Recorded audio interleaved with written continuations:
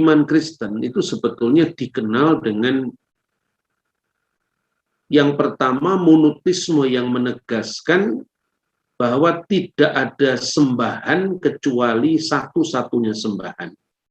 Itulah yang menekankan the Godhead atau the divine, yaitu uluhiyah, tentang keilahian. Nah, konteksnya apa? Konteksnya bahwa tidak ada sembahan kecuali satu-satunya sembahan. Dalam 1 Korintus 8 ayat 4, la ilaha illallah. Yang kedua adalah yang dikenal dengan rububiyah, yaitu the lordship. Jadi artinya Allah sebagai satu-satunya penguasa, satu-satunya junjungan agung, satu-satunya Tuhan, satu-satunya Lord, satu-satunya Adonai, satu-satunya Dominus dalam bahasa Latin. Sebab aku menyertai engkau. Janganlah bimbang, sebab aku ini Allahmu. Aku akan meneguhkan, bahkan akan menolong engkau. Aku akan memegang engkau dengan tangan kananku yang membawa kemenangan. Edukasi rohani. Kekristenan itu sesungguhnya direfleksikan dari monoteisme Israel. Nah, dan sebetulnya ungkapan la ilaha illallah itu tidak hanya ada di dalam Al-Quran, tetapi juga ada di dalam Alkitab bahasa Arab. Nah, kita akan membandingkan sebetulnya karena keserumpunan antara bahasa Ibrani, bahasa Arab, dan bahasa Aramaik yang dipakai oleh Sang Kristus.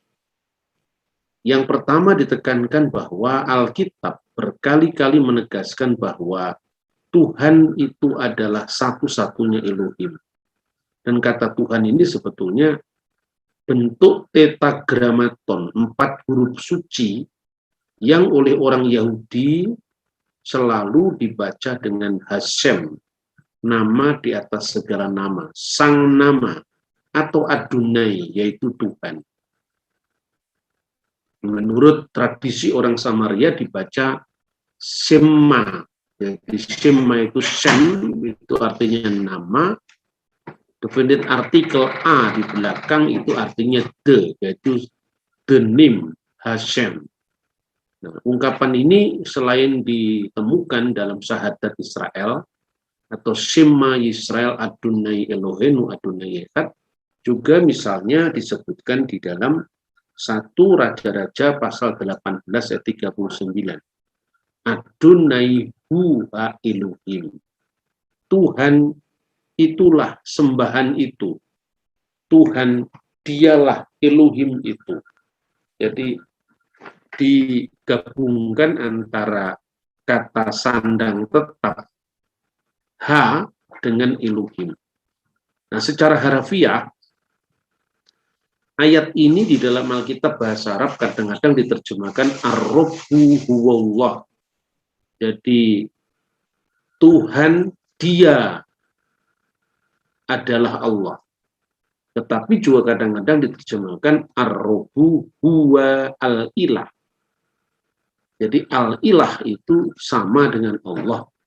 Kan al-ilah itu adalah penyingkat, disingkatkan menjadi kata Allah dalam perkembangan bahasa. Oleh karena itu ungkapan la ilaha illallah, tidak ada ilah kecuali Allah, itu juga menerjemahkan dari 1 Korintus pasal 8 ayat 4 dalam terjemahan Good News Arabic Bible. Berbunyi wa alla ilaha illallahul ahad, dan bahwa tidak ada ilah kecuali Allah yang esa. Itu terjemahan dari bahasa aslinya Audeis Theos Uteros Eimiheis dalam 1 Korintus pasal 8 ayat 4. Kemudian kata Arab al-ilah itu sejajar dengan kata Ibrani ha Elohim. Kata sandang tetap untuk bahasa Arab itu adalah al. Ilah artinya sembahan. Sembahan yang satu. Sejajar dengan bahasa Ibrani ha Elohim. Elohim yang satu itu. Karena itu ditegaskan hanya ada satu ilah yang benar. Namun Allah itu bukanlah ismu dzat, bukan nama diri, bukan personal, bukan ismu saksi, tetapi disebut ismu jinsi. Artinya adalah nama jenis. Jadi nama diri sang pencipta dalam bahasa Ibrani adalah Hashem atau Adonai, Yahweh, Yod, Yevavi, yang benar dari satu-satunya Allah itu dan tetap tidak terucapkan. Maka mengikuti kebiasaan orang Yahudi pada zaman Kristus, di mana nama itu atau satu-satunya sembahan itu makanya diteruskan dengan perjanjian baru, terjemahkan dengan kurios. Misalnya kutipan dari Ulangan pasal 6 ayat 4 itu terdapat dalam Markus pasal 12 ayat 29 yang berbunyi di sana, kurios hu theos imon, kurios eis esti.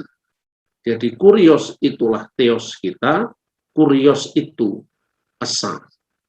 Nah, kalau dilihat secara harafiah, sebetulnya ungkapan la ilaha illallah, tidak ada ilah selain Allah itu sejajar dengan bentuk siru Aramaik, artinya huruf Siriak dari bahasa Aram, dan siru Aramaik itu muncul setelah masa kekristenan.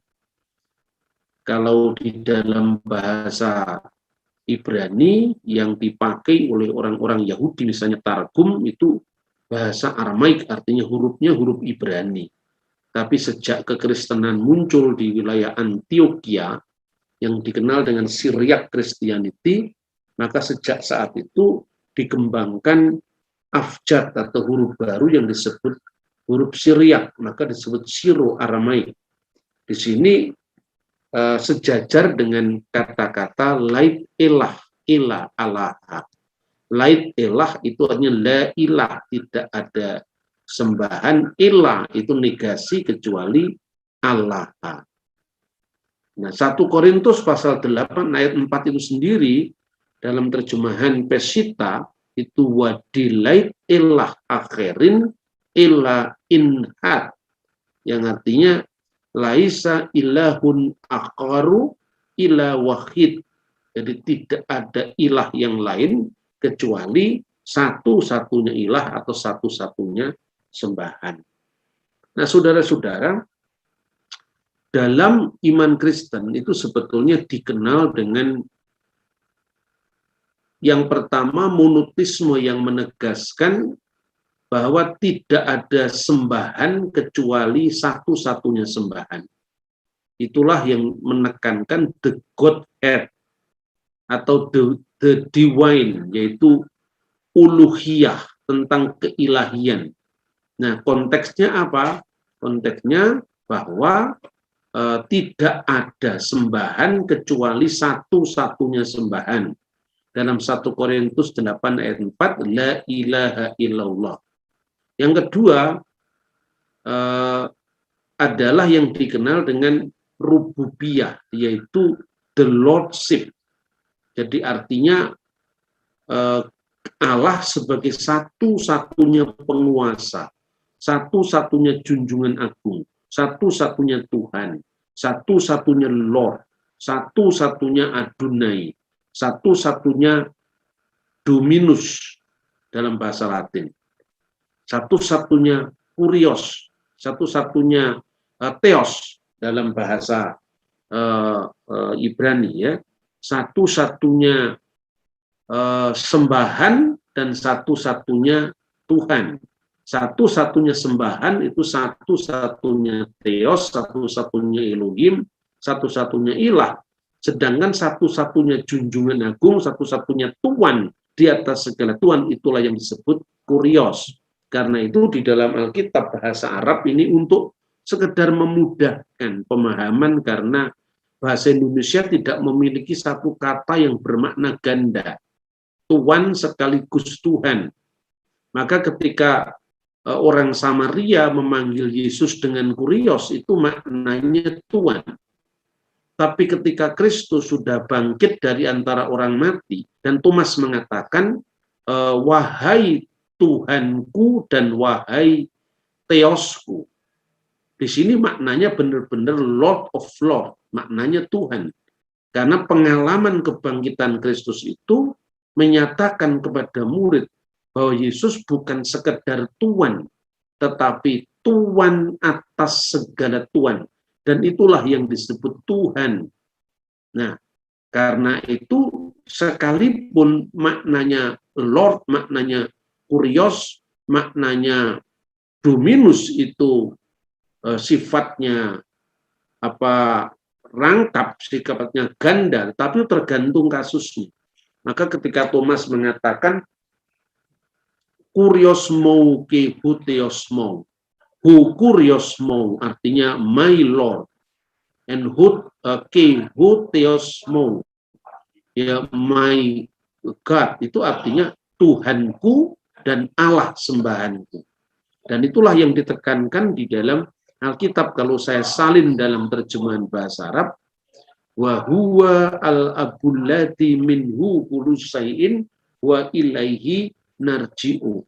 Allah itu esa, yaitu Bapa yang daripadanya berasal segala sesuatu dan untuk Dia kita hidup. Lalu yang kedua yang menekankan ketuhanannya, wa huwa rabbun wahid, Yesus al-Masih allati bihi kullu syai'in wa bihi nahya. Dan satu Tuhan, yaitu Yesus Kristus yang olehnya segala sesuatu telah diciptakan. Dan ungkapan olehnya segala sesuatu yang telah diciptakan itu tentu tidak merujuk kepada kemanusiaannya. Sementara kata Lord itu menunjuk kepada kemanusiaannya dan kemanusiaan Yesus yang telah bangkit dari antara orang mati. Sebetulnya ini tidak terlalu mudah apabila kita memahami keseluruhan dari teks-teks suci, kitab suci itu. Jadi kalau kita gambarkan kira-kira seperti ini, kita beranjak tentang masalah ketauhidan, masalah imunat bi Elohim echad, keyakinan kepada satu-satunya Elohim. Karena kata tauhid itu dalam kamus bahasa Ibrani dimaknai sebagai imunat bi Elohim echad, kepercayaan atau keimanan kepada Allah yang esa. Nah, Allah yang Maha Esa itu eksistensinya atau wujudnya itu dikiaskan dengan Bapa. Dan menurut doa Yahudi Adon Ha'ulam, ungkapan YHWH itu sebetulnya bisa dimaknai Dia yang sudah ada, yang ada dan yang akan datang. Dia yang ada, yang sudah ada dan yang akan datang. Maka Tuhan itu sebagai Sang Maha Ada. Dia seterusnya ada dan tidak pernah tidak ada. Dahulu Dia ada, kini Dia ada, dan seterusnya adalah ada. Itulah makna dari nama keagungan Allah Israel. Dan nama keagungan dari Allah Israel itu oleh Kristus dipanggil sebagai Sang Bapa atau Bapakku atau Abba. Maka di dalam terminologi Kristen itu menjadi khas yang berarti Allah yang Maha Esa yang telah menyatakan diri dalam Yesus Kristus. Dan Bapa itu merujuk kepada wujud dari Allah, eksistensi dari Allah. Sedangkan Sang Putra itu kata kiasan untuk firman-Nya Allah. Firman Allah itu wiladah, lahir, ginetos dari Bapa. Jadi makanya dalam pengakuan iman Nikia itu dikatakan yang dilahirkan dari Bapa sebelum segala zaman. Maka Bapa itu adalah wujud Allah, seperti pengungkapan satu Allah yaitu Bapa. Dia disebut sebagai agenitos, yang tidak dilahirkan, yang tidak diperanakkan, karena Dia adalah masodir al-ilahiyah, sumber keilahian, yang dari dalam dirinya Allah yang satu itu telah dilahirkan firman-Nya. Kelahiran firman dari Allah itu adalah pernyataan diri Allah. Allah yang tidak dikenal menjadi dikenal berkat pewahjuan dirinya melalui sang firman. Itulah maka ditegaskan bahwa Kristus itu adalah putra tunggal Allah, monogenes theos. Sedangkan pada wujud Allah yang satu itu disebut inbithak, yaitu prosesi atau keluar dari dirinya adalah roh Allah yang hidup. Maka disebutkan roh kebenaran atau roh kudus keluar dari Bapa dalam Yohanes pasal 15 ayat 26. Keluar dari sang Bapa artinya keluar dari sang wujud, sebagaimana firman diperanakkan dari sang wujud. Oleh karena itu istilah anak Allah itu sama sekali tidak menunjuk bahwa Allah itu beranak dan diperanakkan secara fisik. Nah, di dalam lingkaran keabadian, Bapa, Firman, dan Rohnya itulah yang disebut eksistensi sang pencipta, yang disebut wujud al-khaliq, ya, eksistensi daripada sang kreator, ya, itulah yang disebut ada sebagai pengada. Artinya sang maha ada yang menjadikan segala sesuatu dari tidak ada menjadi ada. Maka Bapa, firman-Nya, dan Rohnya itu tentu saja kekal. Kekal dalam keilahian karena lahirnya sang putra dari sang Bapa tidak berarti memisahkan secara wujud Bapa dari putranya.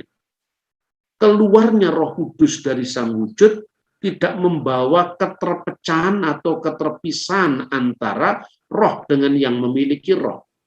Karena roh itu bukan sesuatu yang terikat oleh ruang dan waktu.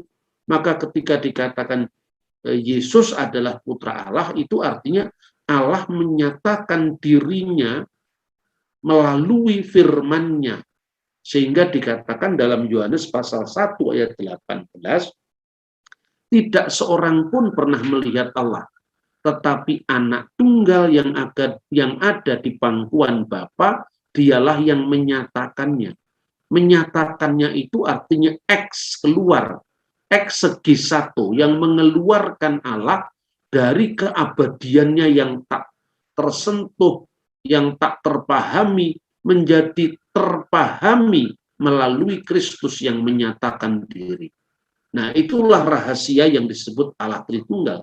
Makanya ketika menciptakan alam semesta dan isinya dalam kitab suci, yaitu kitab Torah, selalu disebutkan Elohim bersama-sama dengan Ruach Elohim dan Davar Elohim.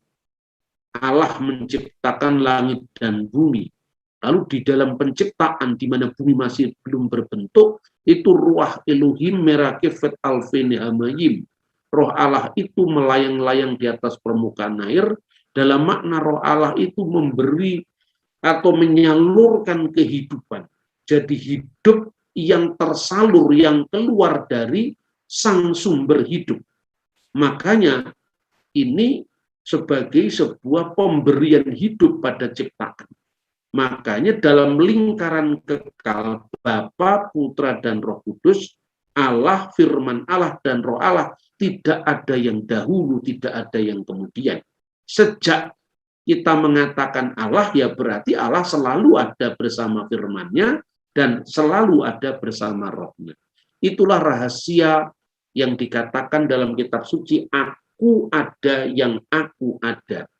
Itu keberadaan kekal dalam dirinya sendiri. Maka ketika diciptakan dunia seisinya, maka diciptakanlah keberadaan yang lain dari Allah. Keberadaan yang lain dari Allah itu yang dikenal dengan eksistensi ciptaan atau wujud al-makhluk, yaitu alam semesta ini yang diawali oleh waktu dan diakhiri oleh waktu. Inilah rahasia tentang ketrinitasan Tuhan. Lalu sekarang bagaimana hubungan antara Allah, firman, dan roh Allah? Dalam tabiat ilahinya yang kekal sebagai firman Allah, Kristus bersabda, aku keluar dan datang dari Allah. Dan tentang roh Tuhan atau tentang roh kebenaran yang keluar dari Bapa. Nah, juga di dalam 1 Korintus pasal 2 ayat 10 sampai 11, hubungan kesatuan antara Allah dengan rohnya itu diibaratkan seperti roh manusia yang ada dalam diri manusia. Begitu juga roh Allah menyelidiki segala sesuatu. Firman itu lahir dari Bapa dan roh itu keluar dari Bapa. Artinya firman Allah maupun roh Allah itu keluar dari wujud Allah yang satu dalam lingkaran keabadian. Sebutan roh Allah sebagai roh Yesus misalnya, itu menekankan bahwa roh kebenaran itu diutus Bapa dalam nama Sang Mesias, dalam nama Mesiasnya. Dan tidak berarti bahwa roh Allah secara kekal keluar juga dari firman-Nya. Karena hanya ada satu wujud Allah, yaitu Sang Bapa. Bapa sebagai sumber dalam dirinya sendiri. Artinya Bapa itu menjadi sumber bagi Sang Firman maupun Sang Roh Kudus. Juga Allah, karena disebut sebagai sumber bagi firman-Nya sendiri, maka disebutkan Bapa dari Tuhan kita Yesus Kristus. Jadi kebapaan Allah terhadap Kristus itu tidak sama dengan kebapaan kita terhadap Allah. Karena kebapaan Allah terhadap kita dan status anak-anak Allah bagi kita itu anak secara adoptif. Sedangkan anak tunggalan Kristus sebagai firman Allah itu adalah anak secara monogenes theos, anaknya yang tunggal. Nah, saudara-saudara, karena itulah maka gereja sejak awal itu merenungi kudrat ganda Sang Kristus sebagai firman Allah yang menjadi manusia. Nah, sebagaimana kita ulang lagi, bahwa Kristus sebagai Allah, itu maknanya tidak berarti kemanusiaannya adalah Allah. Atau yang kelihatan, yang haus, yang mati, itu adalah Allah. Sekalipun kealahan itu tidak pernah terpisah sedetik pun, sekejap pandangan mata pun terhadap Kristus, tapi tetap bisa dibedakan. Roh saya satu dengan wujud saya yang berupa fisik ini. Bahwa ketika saya sakit karena orang mencederai tubuh saya, sama sekali roh saya tidak dalam kondisi tercederai. Sekalipun dalam kesatuan, roh saya merasa terhina karena ketika orang mencederai saya. Tetapi penderitaan yang saya alami secara fisik itu adalah fisik saya, bukan roh saya misalnya. Kemudian sebutan firman adalah Allah itu merujuk kepada Sang Firman sebagai Logos, yang adalah sepenuhnya Allah. Karena tidak mungkin Allah itu tidak sepenuhnya Allah. Karena apa? Karena keluarnya firman Allah dari wujud Allah itu bukan keluarnya benda.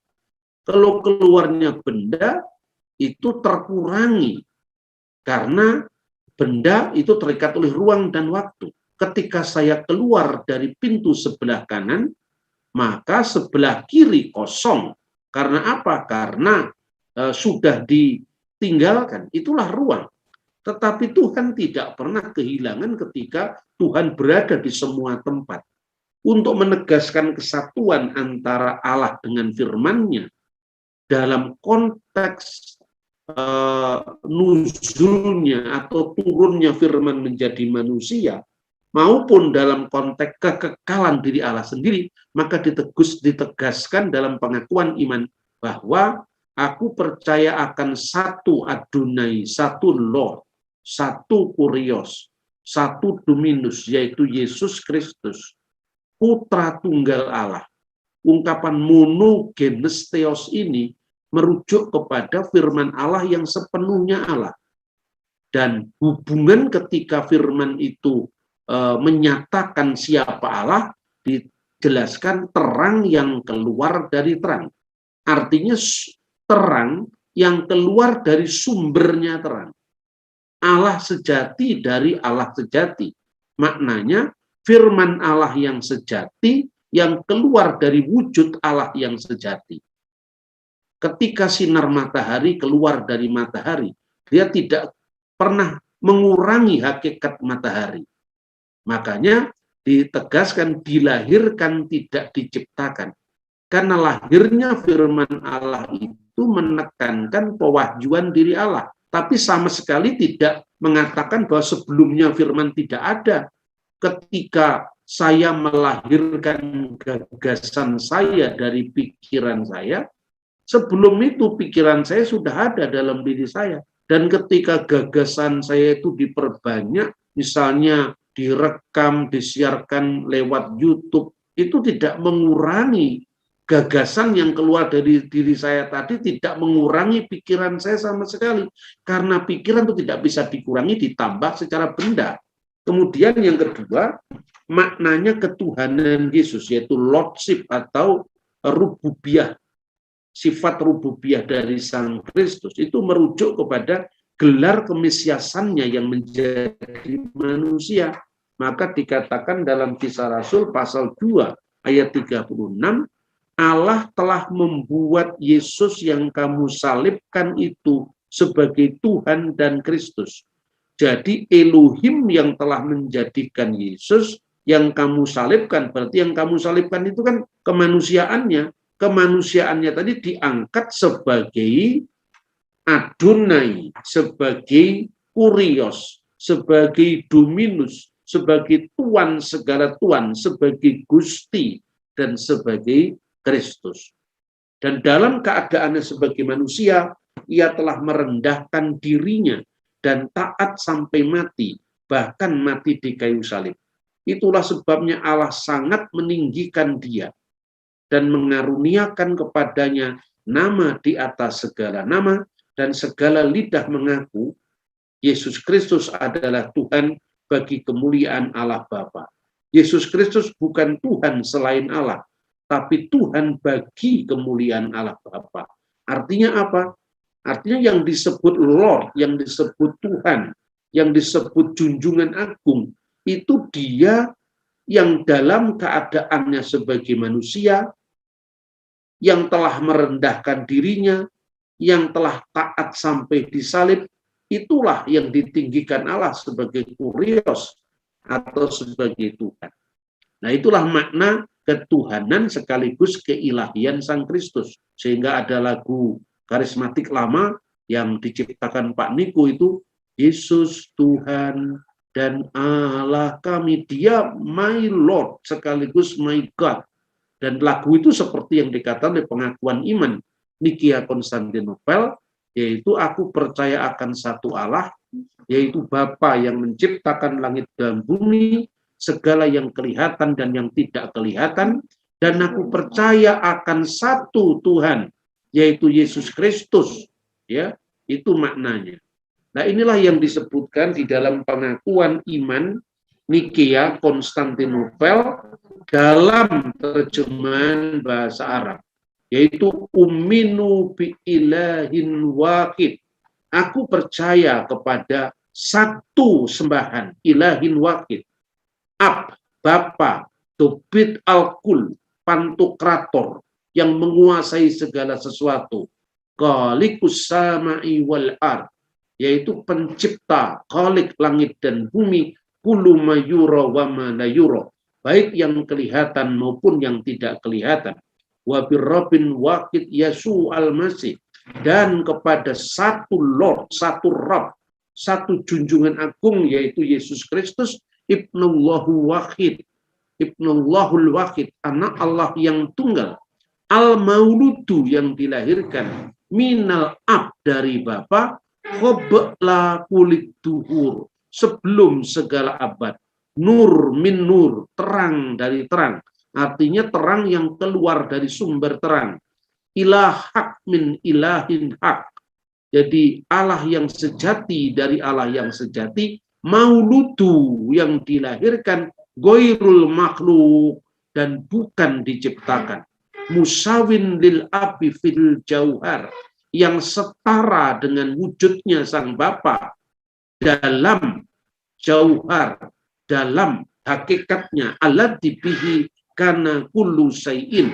yang olehnya segala sesuatu telah diciptakan, allati min ajlina nahnul bashar, yang demi kita manusia, wa min ajli qolasina, dan demi keselamatan kita, nazala minas sama'i, yang telah nuzul dari surga, wa tajassada min rohil kudus, dan telah menjelma oleh kuasa Roh Kudus, wa min Maryamal adra wa ta'anas, dan menjadi manusia dari anak darah Maria.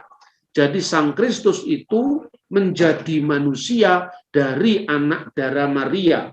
Karena itu dikatakan terpujilah atau terberkatilah buah engkau di antara wanita, dan terpujilah buah rahimmu, karena Bunda Maria adalah buah rahim dari karena Yesus Kristus adalah buah rahim dari Bunda Maria. Kemudian baru ditegaskan tentang yang telah menderita, disalibkan di bawah pemerintahan Pontius Pilatus dan seterusnya. Lalu mulai ditegaskan tentang Roh Kudus, yaitu yang dikatakan wabir rohil kudus, dan percaya kepada Roh Kudus, ar-Rabbul Muhyi, yang menjadi Rabb yang menghidupkan, yang menjadi Tuhan yang menghidupkan, yang keluar dari Bapa, yang bersama dengan Bapa dan Putra disembah dan dimuliakan, dan seterusnya. Nah, inilah penegasan tentang Trinitas dalam pengakuan iman segala abad sebelum terjadinya perpecahan gereja. Nah, sampai di sini kira-kira saudara-saudara tentang sejarah pengakuan iman, dan itu bukan dikarang-karang oleh gereja, tapi benar-benar direfleksikan dari sejarah gereja mulai dari zaman para rasul, muridnya para rasul, murid dari muridnya para rasul, bapak-bapak konsili, sampai kepada gereja modern. Karena itu gereja adalah sama dengan Trinitas. Tidak ada gereja kalau bukan Trinitas. Mengapa? Karena Trinitas itu direfleksikan oleh gereja mulai dari awal sejarah kekristenan.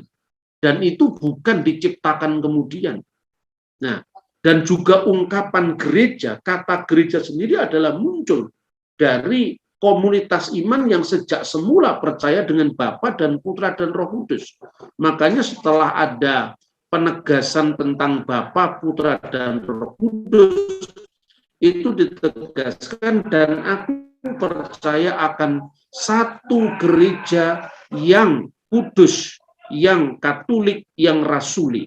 Yang artinya aku percaya kepada kanisah wahidah muqaddasah jami'ah rasuliyah. Maka kata gereja itu cakupannya adalah satu-satunya, kemudian sifatnya kudus, sifatnya katolik atau jami'ah, berlaku secara universal, dan rasuliyah yang artinya memiliki kesinambungan dengan para rasul. Mulai dari misalnya Rasul Petrus punya murid namanya Clement dari Roma, Rasul Petrus punya murid namanya Ignatius dari Antioquia, dan seterusnya sampai kepada gereja modern. Nah, itu saudara-saudara. Kemudian dalam penetapan-penetapan konsili itu tentu ada perbedaan dalam perspektif di dalam misalnya memandang tentang bagaimana Tritunggal harus disampaikan,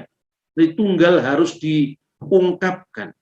Dan rumusan-rumusan semacam itu tentu kadang-kadang membawa kita di dalam perbedaan dalam menjelaskan. Itu tapi bisa diuraikan. Jadi tidak berarti itu menjadi satu sikap kita yang pesimis bahwa gereja selalu berbeda-beda. Yang berbeda-beda itu adalah pemahaman orang-orang modern. Sekalipun misalnya antara gereja Katolik dan gereja Ortodok berbeda di dalam pengungkapan tentang hubungan Roh Kudus dengan Sang Bapa, tetapi lewat dialog-dialog teologis yang telah dirintis oleh gereja Katolik maupun gereja-gereja Timur, akhirnya toh bisa mencapai titik kesalingpahaman, dan itu tidak bisa dijadikan alasan untuk membubarkan ajaran itu. Sebetulnya yang harus dibubarkan adalah orang yang ingin membubarkan. Karena apa? Karena imannya cacat historis, karena tidak memiliki kesinambungan dari masa awal. Nah, saudara-saudara, kita kembali kepada gelar Tuhan. Gelar Tuhan bagi Kristus itu bukan berasal dari kepercayaan pagan. Kalau makna Tuhan dipahami sebagai junjungan agung, karena itu sendiri merupakan apa yang telah disebutkan di dalam kitab Mazmur sendiri. Misalnya disebutkan Neum Hashem Laduni, berfirmanlah Tuhan kepada Tuanku, Seflimini, duduklah di sebelah kananku. Firman Tuhan, Tuhan ini maknanya adalah Adonai atau Allah Israel, kepada Adonai. Jadi firman Hashem, nama di atas segala nama, ya, kepada Adoni, Tuanku. Siapakah Tuanku ini? Tafsiran-tafsiran Yahudi, misalnya di dalam Midrash Tahilim, misalnya di dalam Yalkut Simoni, semuanya mengartikan bahwa yang disebut Adonai, Adoni, Tuan atau Tuhanku, ini adalah gelar dari Sang Mesias yang akan datang. Midrash Tahilim, tradisi Yahudi ini mencatat, duduklah di sebelah kananku dalam ayat ini berbicara soal Sang Raja Mesias, dan tahtanya dipersiapkan baginya dalam kasih karunia, dan dia akan duduk di atas takhta itu. Dan duduk di sebelah kanan Allah ini jangan dipahami dalam konteks ruang dan waktu. Karena apa? Bait suci itu terdiri dari 3 bagian. Yang pertama adalah ruangan Maha Kudus, yang kedua adalah halaman, dan yang ketiga adalah ruang kudus, ruang Maha Kudus, ruang kudus, dan halaman. Nah, kalau istana Daud itu letaknya di sebelah kanan ruangan Maha Kudus, makanya duduklah di sebelah kananku, artinya Sang Mesias akan menjadi raja yang kekal selama-lamanya dari takhta Daud, karena Sang Mesias itu memiliki 3 matra, ya. Yang pertama itu adalah Mesias Imam, Mesias Nabi, dan Mesias Raja. Dan gelar Adonai itu merujuk kepada Mesias Raja, Malka Mesika. Dan ini bukan klaim iman Kristen secara tiba-tiba. Nah, oleh karena itu ungkapan duduk di sebelah kanan Allah berasal dari Mazmur 110 yang mula-mula adalah ungkapan pelantikan Raja Israel kuno, di mana takhta Daud berada di selatan ruangan Maha Kudus, bait suci di Yerusalem, tempat Shekinah atau kehadiran Allah. Kemudian saudara-saudara, dalam Allah tidak ada kiri atau kanan, atau bawah atau atas, sebab Allah tidak terikat oleh aspek ruang dan aspek waktu. Maka ungkapan duduk di sebelah kanan itu bukan kanan dalam pengertian ruang. Saya berikan contoh, di ungkapan-ungkapan Timur Tengah kuno, baik itu di dalam bahasa Ibrani maupun di dalam bahasa Arab, ungkapan ini dikenal dalam tradisi Timur. Misalnya dalam Al-Quran itu ada sebutan Ashabul Yamin, kaum golongan kanan, untuk orang-orang yang diridhoi Allah. Tetapi juga ada Ashabus Shimal, kaum golongan kiri, untuk yang dimurkai Allah. Maka kanan dalam bahasa Ibrani, Aramaik maupun Arab itu artinya merujuk pada kehormatan, kebesaran, kemuliaan, dan bukan makna fisik yang menunjuk pada keterbatasan ruang. Keterbatasan ruang seperti yang diterapkan pada ciptaannya. Nah, saudara-saudara, orang kadang-kadang bertanya, bila firman itu satu dengan Allah, kenapa di surga masih ada 2 takhta? Ungkapan takhta Allah dan takhta anak domba itu sebetulnya adalah takhta bagi Allah dan bagi anak domba. Itu tidak merujuk kepada 2 takhta dalam pengertian fisik. kebangkitan Yesus secara jasmani sebagai yang sulung, yang pertama bangkit di antara orang mati, adalah model kebangkitan kita. Kristus adalah buah sulung, dan sesudah itu mereka yang menjadi miliknya pada waktu kedatangannya kembali akan seperti Kristus. Nah, ini tentu berbeda dengan ajaran gnostik yang memandang keselamatan jiwa semata-mata, karena tubuh dianggap sebagai kotor dan tidak layak diselamatkan. Tapi iman Kristen dengan tegas mempercayai adanya tubuh surgawi. Jadi Yesus ketika setelah bangkit dari antara orang mati, dia mengenakan tubuhnya, yaitu tubuh inkarnasinya, tapi tubuh inkarnasi yang sudah diubah muliakan menjadi tubuh surgawi, tubuh yang kekal. Tetapi ciri khas ketubuhan itu tetap ada. Dan itulah yang dikenakan Kristus setelah kebangkitannya. Dan karena itu disebutkan takhta anak domba. Jadi tubuh surgawi Yesus bertakhta di atas takhta anak domba. Ya, sebagaimana Allah Sang Bapa bertakhta di atas takhtanya. Ini bukan berarti ada dua kursi. Karena ketika kita membayangkan Allah duduk di atas singgasana, jangan membayangkan kursinya sebesar apa. Karena ungkapan-ungkapan yang diterapkan bagi Allah itu tentu bukan ungkapan yang sifatnya fisik. Nah, untuk memahami itu kita bisa misalnya melihat bagaimana teks dalam Alkitab 1 Korintus pasal 15 ayat 40 tentang tubuh surgawi, ya. Dan itu bisa kita baca sendiri, dan manusia nanti akan bersatu dengan Kristus bukan dengan ketuhanan atau keilahiannya yang kekal, karena seperti yang saya sebutkan tadi, keberadaan manusia itu adalah ada yang diadakan, ada yang diawali ruang dan waktu, sementara keberadaan Allah itu keberadaan kekal, ada yang mengadakan, ada sebagai pengada, ada yang maha ada, yang tidak diadakan oleh yang lain. Karena itu kita nanti di surga akan menyatu dengan tubuh kemuliaan Kristus, tubuh rohani Kristus, ketika tubuh kita, tubuh kebangkitan kita juga diubah muliakan berkat Kristus dan tubuh dan darahnya yang kita kenal lewat Ekaristi atau perjamuan suci.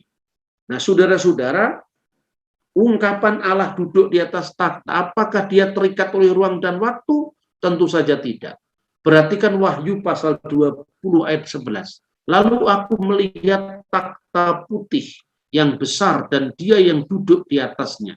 Teks ini bicara soal takhta, tapi bandingkan dua pernyataan berikutnya. Dari hadapannya lenyaplah bumi dan langit, dan tidak ditemukan lagi tempatnya. Di hadapan kebesaran Allah yang tak terhingga, jangankan kursi atau takhta, alam semesta pun lenyap, tidak ditemukan lagi keberadaan. Wahyu pasal 20 ayat 12. Aku melihat orang-orang mati, besar dan kecil, berdiri di depan takhta itu. Lalu dibuka semua kitab, dan dibuka juga sebuah kitab lain, yaitu kitab kehidupan. Orang-orang mati dihakimi menurut perbuatan mereka, berdasarkan apa yang tertulis dalam kitab-kitab itu. Kalau bumi dan langit luas saja hilang tak terlihat di hadapan kebesarannya, mungkinkah ada manusia yang bisa berdiri di depan takhta Allah?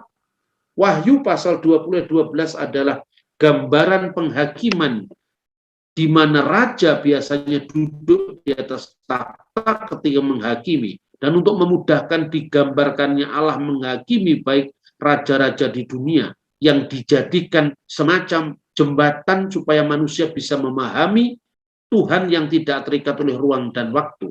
Sedangkan Wahyu pasal 20 ayat 11 secara ontologis, artinya secara keberadaan, menekankan ousia atau hakikat ilahinya yang tak terkatakan.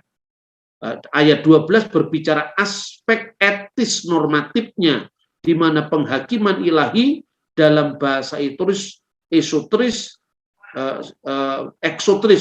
supaya mudah dimengerti dalam bahasa manusia yang terbatas. Nah, yang terakhir adalah bagaimana sekarang adanya 3 varian dalam pemahaman tentang ajaran Trinitas. Ini terkait dengan pengakuan iman. Sejak gereja barat menambahkan dalam pengakuan iman yang disebut dengan et filioque prosedit, maka disitulah mulai terjadi perbedaan pemahaman di dalam di mana letak kesatuan Allah, firman-Nya dan Roh-Nya. Di gereja-gereja timur yang mengakui bahwa kita harus merujuk pada konsili Nikia dan Konstantinopel yang asli tanpa adanya sisipan, maka pemahamannya kira-kira seperti ini. Keesaan Allah terletak pada hakikat Allah dan wujud Allah Sang Bapa. Firman dan Roh Kudus berada dalam hakikat dan wujud Sang Bapa dan berada dalam relasi perikoresis yang satu dalam yang lain, satu dari yang lain, satu sama lain, dan satu untuk yang lain. Jadi perikoresis itu adalah di mana Bapa sebagai wujud Allah, Putra sebagai firman Allah, Roh Kudus sebagai roh Allah itu berada di dalam relasi saling mendiami satu sama lain. Dan itu terjadi di alam keabadian yang sama sekali jangan membayangkan ada aspek ruang dan waktu. Yohanes 1 ayat 1 sampai 18, pasal 8 ayat 42, pasal 15 ayat 26, 1 Korintus pasal 3 ayat 10 dan 11. Lalu Konsili Ekumenis Nikia tahun 325 dan Konsili Ekumenis Konstantinopel tahun 381 menyimpulkan bahwa Putra Allah diperanakkan dari Sang Bapa dan Roh Kudus keluar dari Sang Bapa, sebagaimana ditegaskan dalam 1 Korintus pasal 2 ayat 10 dan 11 dan Yohanes pasal 15 ayat 26. Maka ungkapan roh anaknya dalam Galatia pasal 4 ayat 6, roh Yesus dalam Kisah Rasul 16 ayat 7, Roh Kristus dalam Roma pasal 8 ayat 6 ayat 9, dan Roh Yesus Kristus dalam Filipi ayat 1 ayat 9 dipahami bahwa Roh Kudus yang berdiam kekal dalam wujud Allah Sang Bapa yang diterima oleh umat beriman melalui nama Yesus. Bukan secara kekal Roh Kudus itu keluar dari Bapa plus Sang Putra. Sebab wujud yang mengeluarkan Roh Kudus maupun yang melahirkan putranya dalam pengertian pewahyuan ilahi, firman Allah dari wujud Allah, dan bukan dalam pengertian primitif Allah beranak dan diperanakkan secara fisik. Nah, itu kira-kira pemahaman tentang gereja yang mengikuti rumusan tanpa sisipan dari Konsili Nikia dan Konstantinopel. Sekarang kita bisa bandingkan dengan gereja barat. Kalau gereja timur, keesaan Allah terletak pada hakikat dan wujud Allah. Gereja barat, keesaan Allah terletak pada hakikat Allah dan tidak pada wujud Allah. Gereja timur, keesaan Allah terletak pada hakikat Allah sekaligus wujud Allah. Kemudian gereja barat dengan tambahan filioque itu belum jelas merumuskan keesaan wujudnya. Bapa, Putra, dan Roh Kudus satu dalam hakikat Allah, berada dalam relasi perikoresis sama, yang satu dalam yang lain, satu dari yang lain, satu sama lain, dan satu untuk yang lain. Yohanes pasal 1 ayat 1:18, pasal 8:42, pasal 15:26, pasal 1 Korintus pasal 2 ayat 10 dan 11. Lalu Konsili Nikia sama tahun 325, Konsili Ekumenis Konstantinopel tahun 381 ditambah dengan konsili, bukan konsili atau lokal, sinode lokal di Toledo yang menambahkan kata-kata et filioque prosedit yang disisipkan pada tahun 589. Nah, inilah yang kemudian mengakibatkan perpecahan antara barat dan timur. Tapi sekali lagi nanti akan saya tunjukkan bahwa hubungan ekumenis antara gereja barat dan gereja timur sudah terjalin sangat baik. Terminologi roh anaknya dalam Galatia pasal 4 ayat 6, roh Yesus dalam Kisah Rasul 16 ayat 7, roh Kristus dalam Roma pasal 8 ayat 9, roh Yesus Kristus dalam Filipi pasal 1 ayat 9, dipahami sebagai bukti bahwa Roh Kudus tidak hanya keluar dari Bapa, tetapi juga keluar dari Bapa dan Putra. Ini pemahaman gereja Barat. Sementara pemahaman gereja Timur, sebutan roh Yesus, roh anaknya, roh Kristus, roh Yesus Kristus itu bukan berarti Roh Kudus keluar dari dua sumber. Tapi Roh Kudus hanya keluar dari satu sumber, tetapi diutus ke dunia melalui Sang Putra, karya Sang Mesias. Jadi kalau dibandingkan antara Credo Konstantinopel aslinya dan Sisipan Toledo, itu kira-kira bunyinya seperti ini. Aku percaya kepada Roh Kudus yang menjadi Tuhan yang menghidupkan, yang keluar dari Bapa dan bersama-sama dengan Bapa dan Putra disembah dan dimuliakan. Dalam rumusan Filikwe, aku percaya kepada Roh Kudus yang menjadi Tuhan yang menghidupkan, yang keluar dari Bapa dan juga Putra, dan yang bersama-sama dengan Bapa dan Putra disembah dan dimuliakan. Nah, sekarang yang ketiga adalah aliran modern. Aliran modern ini tidak terikat lagi oleh konsili, tidak terikat lagi oleh beban, apakah Toledo harus dicabut atau dipertahankan. Tidak seperti itu. Bagi mereka bahwa semua rumusan-rumusan kuno itu boleh disesuaikan dengan bahasa yang baru, ya. Dan itulah yang dipahami oleh para teolog aliran modern seperti misalnya yang diungkapkan oleh Herbert Mughlan, teolog Jerman. Dia mengatakan bertitik tolak dari tiga pribadi Allah, Bapa, Putra, dan Roh Kudus, tapi cenderung dipahami pribadi yang terpisah-pisah. Inilah sebetulnya yang merusak ajaran Tritunggal. Kalau ajaran gereja Barat dan gereja Timur itu kan sophisticated, ya, dipahami, artinya ada yang mengatakan keluar dari Bapa secara hakikat dan Putra itu diterimakan lewat Sang Putra. Maka kata et di situ artinya bukan dan keluar dari Putra juga, tapi diterimakan kepada dunia melalui Sang Kristus. Ada seperti itu. Tetapi ketika kita bandingkan dengan teolog modern, ini sudah tidak ada kaitannya dengan mau rumusan Nike atau Konstantinopel, tidak, langsung bypass dari Alkitab.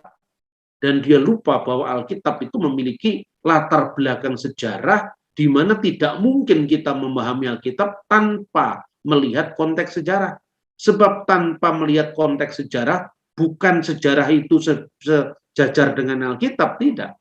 Tapi eksegese kita harus bisa dibuktikan oleh dokumen-dokumen yang sejaman.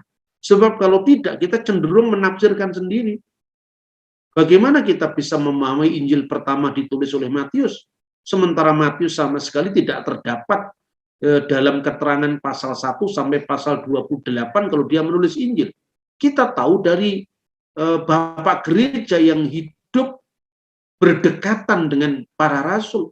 Kita tahu bahwa Injil Yohanes itu misalnya ditulis oleh Yohanes anak Yebedius, karena kita bisa misalnya mendengar kanon Muratori yang berasal dari tahun 170 Masehi. Kita misalnya mendengar dari keterangan Papias yang adalah muridnya Yohanes sendiri. Maka di dalam gereja modern itu sangat mudah mengatakan, oh yang disebut Yohanes itu bukan Yohanes Rasulnya Yesus, tapi Yohanes yang lain misalnya. Tanpa menjelaskan yang lain itu siapa. Karena semuanya asumsi. Makanya digambarkan Bapa, Putra, dan Roh Kudus itu cenderung dipahami tiga oknum yang terpisah. Padahal jelas kalau di dalam ajaran-ajaran konsili atau gereja kuno, itu jelas-jelas ditegaskan bahwa keluarnya Sang Putra dari Sang Bapa itu dalam kekekalan yang tidak terikat oleh ruang dan waktu. Maka bagaimana ada keterpisahan? Lalu yang kedua, Bapa, Putra, dan Roh Kudus itu disatukan dalam perikoresi yang satu dalam yang lain, satu dari yang lain, satu sama lain, dan satu untuk yang lain. namun sulit menjelaskan di mana letak kesatuannya ketika Bapa, Putra, dan Roh Kudus cenderung dipahami sebagai oknum yang terpisah.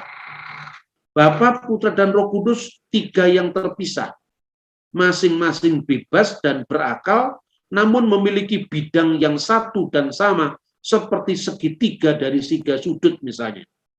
Jadi itu pandangan-pandangan modern yang sesungguhnya yaitu sebebas para teolognya menafsirkan, misalnya Bernard Lunnerken, Heribert Muhlen, dan cenderung bebas dan tidak mengacu pada rumus-rumus konsili gereja kuno yang dianggapnya tradisional. Inilah yang kemudian melahirkan kebebasan yang bermacam-macam sampai nanti munculnya bagaimana kesatuan Bapa, Putra, dan Roh Kudus.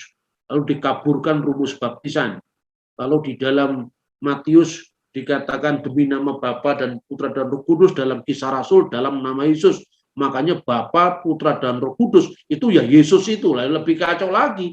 Karena yang pertama itu dia tidak bisa membedakan Trinitas dalam makna ontologis, keberadaan hakikatnya yang kekal, dan mengaburkan dengan Trinitas dalam karya Allah, di mana memang yang tampak terpisah itu adalah wujud inkarnasi Kristus. Misalnya di Sungai Yordan, Kristus diselamkan ke dalam air, Roh Kudus dalam bentuk burung merpati, dan suara Allah di surga. Lalu atas dan bawah untuk Allah yang ditekankan dalam bahasa simbolis seolah-olah dipahami sebagai bahasa fisik. Maka disitulah awal daripada gunjang-ganjing pemahaman tentang Trinitas itu, karena pandangan-pandangan modern yang muncul terlepas dari paradosis apostolik atau paradosis rasulia. Nah, bandingkan sekarang bagaimana Trinitas dalam hakikat Allah. Bapa adalah Allah, Putra adalah Allah, Roh Kudus adalah Allah. Jadi kealahan di sini adalah hakikatnya. Seperti saya adalah manusia, Husafa adalah manusia, Edward adalah manusia.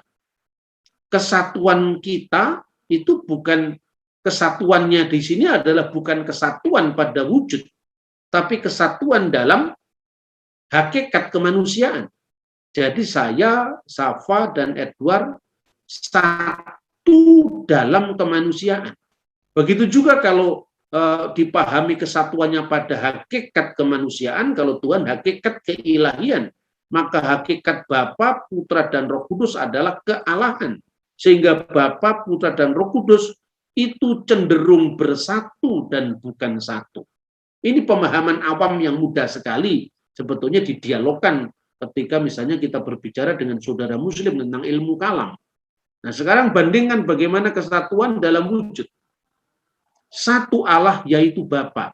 1 Korintus pasal 8 ayat 4. Dalam Bapa wujud Allah berdiam kekal firman Allah, Yohanes 1:1, Yohanes 8:42, di mana Kristus mengatakan aku keluar dan datang dari Allah, dan Yohanes pasal 15:26 di mana Roh Kudus itu keluar dari Sang Bapa.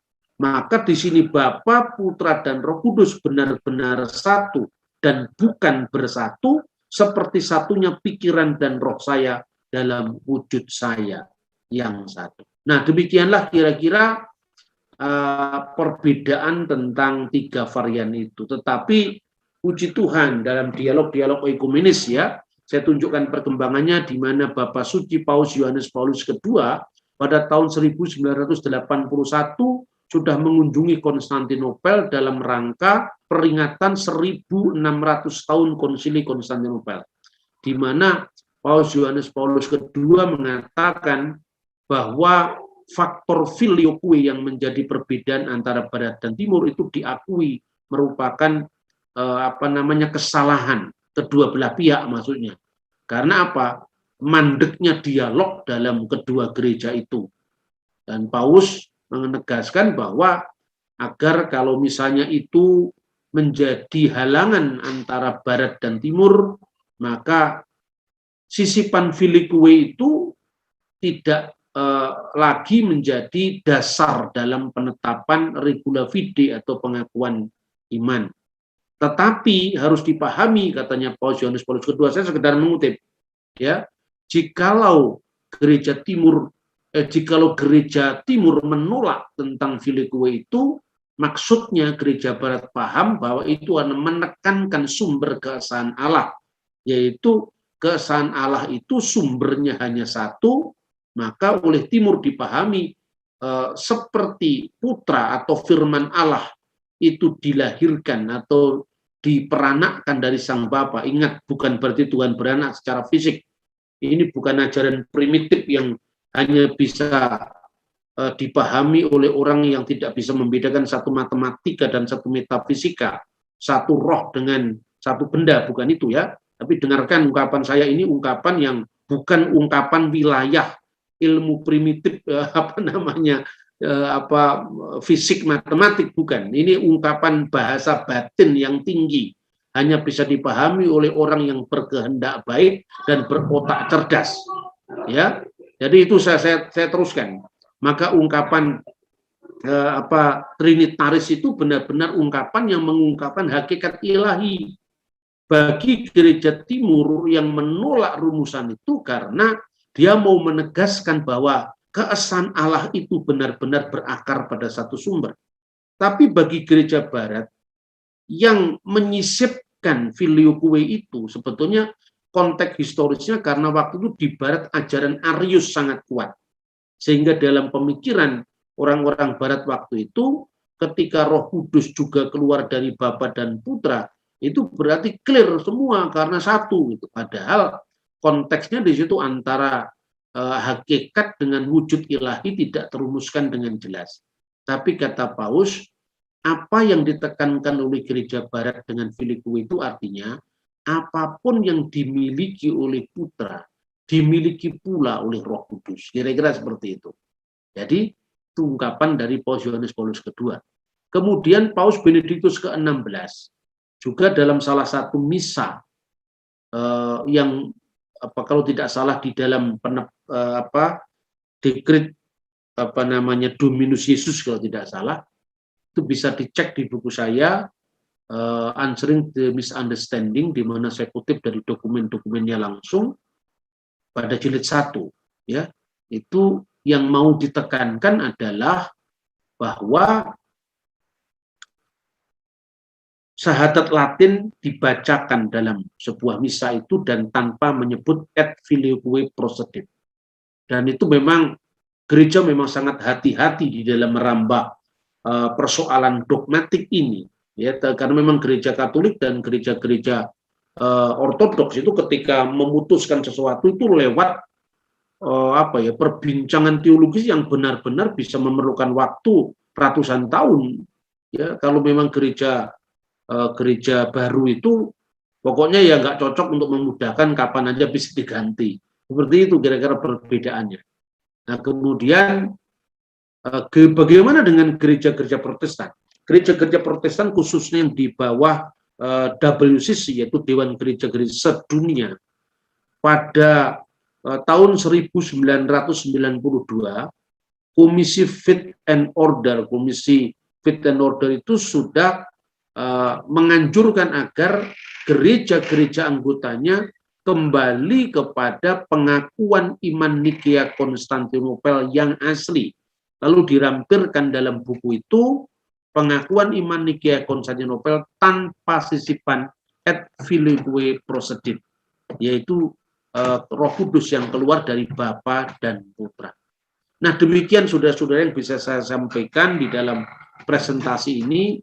Semoga apa yang selalu saya ulang-ulang ini menjadi sesuatu yang tidak tenggelam ketika kita sering kali di tengah-tengah hingar-bingar atau hiruk-pikuk percakapan atau isu-isu politik atau isu-isu lintas agama, tapi jangan kita pernah kehilangan sikap iman kita tentang ketritunggalan Allah yang Maha Esa.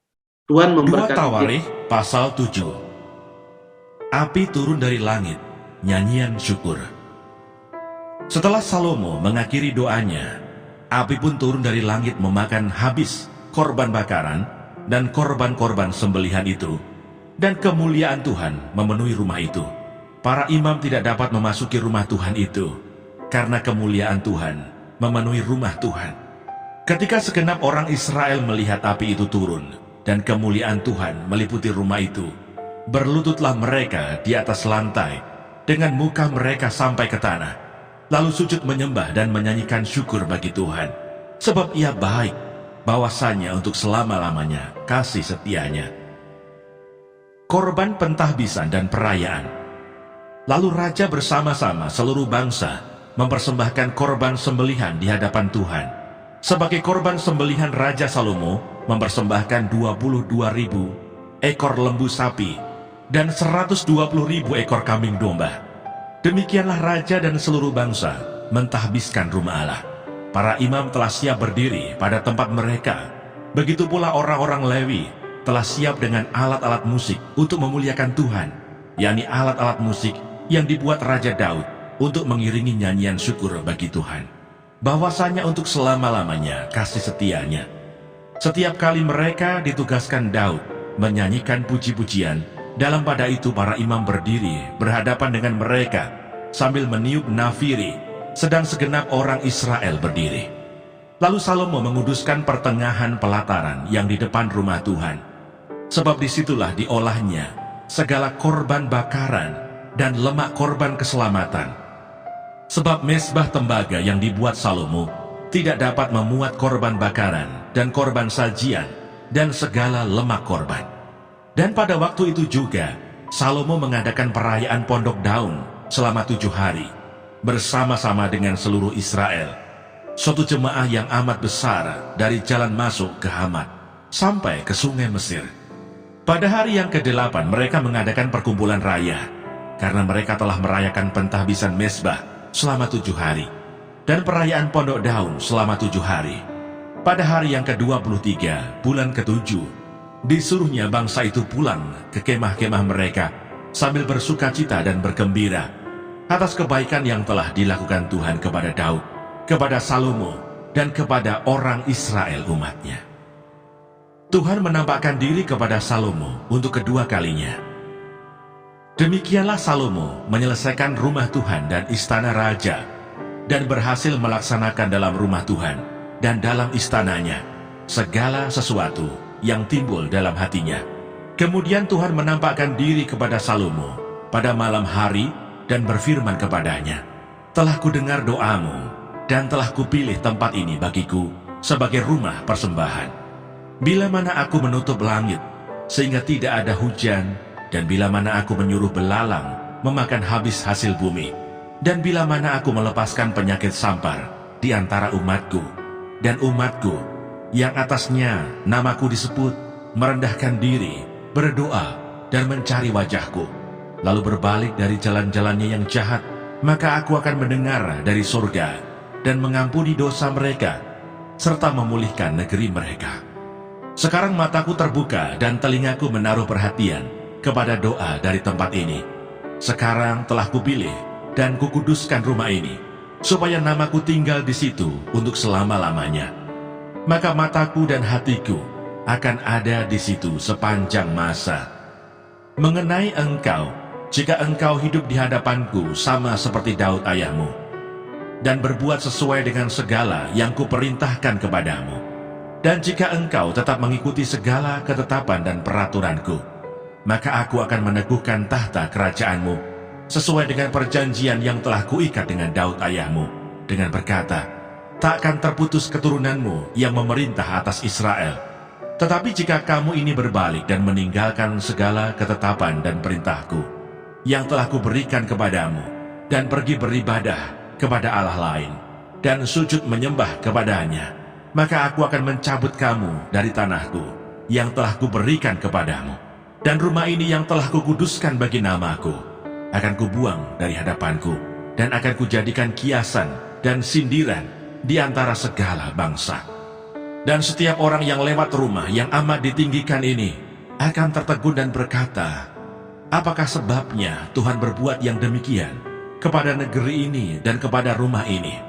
Maka orang akan berkata, sebab mereka meninggalkan Tuhan, Allah nenek moyang mereka, yang membawa mereka keluar dari tanah Mesir, dan sebab mereka berpegang pada Allah lain, dan sujud menyembah kepadanya, dan beribadah kepadanya.